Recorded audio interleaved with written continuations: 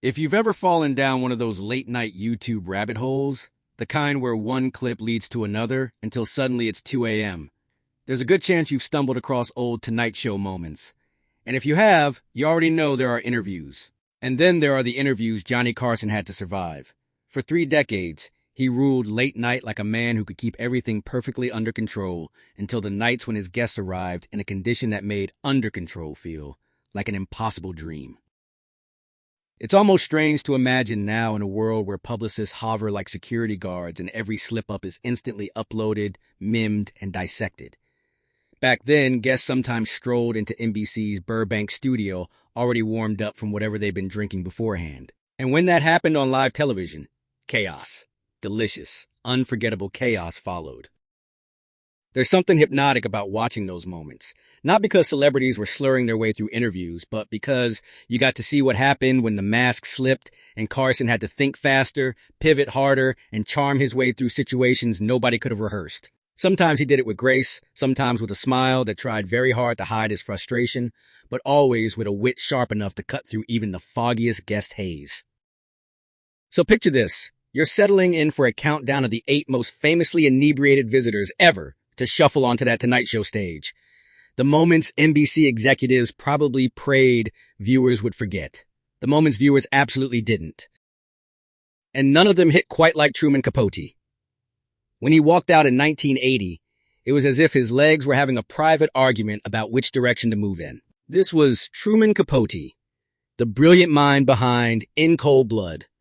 But what viewers got that night was a man who could barely make it from the curtain to the chair. Carson greeted him with his usual warm, "Great to have you here." But the reply wasn't so much a sentence as it was a soft, slurred sound vaguely shaped like words. Carson had to lean in, eyebrows raised, politely pretending he might have missed something instead of acknowledging what was painfully obvious to millions of people watching. And it only spiraled from there. Capote tried discussing his latest project, but drifted into a maze of unrelated stories, one about Montgomery Clift that never actually formed a story at all. Every question Carson tossed him like a lifeline just floated there, untouched. And then came the moment that had the audience laughing for all the wrong reasons. Capote turning to Ed McMahon and asking if he could sit in his lap because he looked like a teddy bear. McMahon's face froze in a perfect blend of terror and confusion, a reaction funnier than any scripted bit could have been. Carson kept trying. You could almost see him silently begging the gods of live television to intervene as Capote missed his water glass and poured half of it down his shirt. When the interview limped toward its end, Carson made a decision he rarely made. He cut to commercial early. Just before the screen faded, you could see him exhale like a man who just stepped off a battlefield. Later, he told his producer, "That wasn't an interview. That was a hostage situation in slow motion." Capote never returned. Shelley Winters, on the other hand, returned often enough to develop a reputation, and not the kind most guests wanted. If Johnny had kept a private ranking labeled "guest most likely to give me a migraine," she'd be carved into the top 5 in stone. Shelley was a phenom on screen, a whirlwind of talent. Off screen, a whirlwind of something else entirely. Producers learned quickly that if Shelley was on the lineup, they should absolutely not schedule her first. The idea was that maybe she'd settle a bit before showtime. She did not. Most nights, she kept right on drinking in her dressing room until someone physically walked her to the stage. Her 1974 appearance is the stuff of Tonight Show legend. Carson introduced her, and before he finished the sentence, she was already talking loudly, wildly, and definitely not about the autobiography she was there to promote. She barreled over Carson's questions like they were speed bumps. At one point, she turned her back to him completely to talk to the audience as though she just remembered they existed.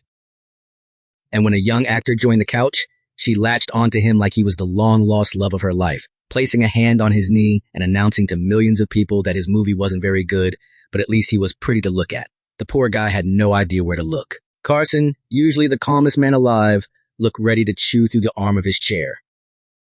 The climax came when she snatched Johnny's note cards right out of his hand, tossed them behind her, and declared, "You won't be needing these, Johnny. I'm much more interested." For a man who built a career on timing and control, that moment must have felt like watching the brakes fall off his own show. She didn't come back for 3 years. Then there was Dean Martin, the king of the tipsy persona, the man who made holding a martini look like performance art. For years, the whole world assumed it was mostly an act, and much of the time it was. Johnny was in on the joke. The audience was in on the joke. Everyone was. But by the mid-70s, something had shifted. The drinks weren't always apple juice anymore. The sway wasn't always intentional. His 1976 appearance made that heartbreakingly clear. When he walked out, it wasn't the charming wobble people loved, it was a stumble that nearly sent him past the chair. He didn't recognize his own cue to promote an NBC special. He forgot which show he was on. Carson tried teasing him through it, tried coaxing him toward a story, any story, with the gentle touch of a friend who didn't want to embarrass him, but Dean kept drifting, his mind floating away mid-sentence. When he started singing Everybody Loves Somebody out of nowhere, then stopped to ask whether the show was live, Carson knew he had no choice but to wrap it up early. It was one of those nights that wasn't funny, not really, it was sad, and the audience felt it. These are the kinds of Tonight Show moments that stick not because someone was drunk on TV, but because they revealed something raw and unpredictable at the heart of live entertainment. A moment where even the great Johnny Carson had no script, no backup plan, and nothing but his instincts and humanity to rely on. The camera lingered for just a second too long, catching Johnny Carson's face in a moment of rare, unfiltered concern as a production assistant helped Dean Martin from the stage. Backstage, the mood was different. Carson, known for his unshakable cool, was visibly rattled. Dean had always made drunk look effortless, charming even. But tonight, this wasn't the Martin everyone adored, the one who perfected the art of playing tipsy as part of his act. No, tonight was different. He wasn't acting anymore. Carson reportedly told his producer afterward, that wasn't the Dean Martin we know. For Carson, a longtime friend of Martin's, this wasn't just an off night. It was a harsh, unspoken moment of clarity. Martin's appearances on the show slowed after this, and Carson seemed hesitant to invite him back into that same space again, likely to avoid the unsettling discomfort of witnessing his friend's decline in front of millions. What made this particular moment sting so much wasn't just the loss of that beloved persona. It was how thin the line had become between the larger-than-life entertainer and the very human struggle beneath. Dean's charm, his tipsy swagger, had always been a shield, an act that covered up a much darker, more fragile reality. It was a hard pill to swallow, seeing that shield crack open on national television.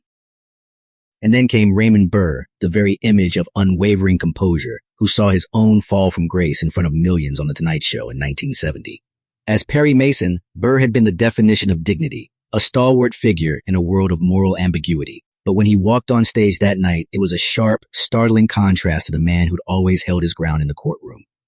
He was late 40 minutes behind schedule, forcing the team to scramble, and when he finally appeared, the man who was usually all poise and professionalism looked disheveled.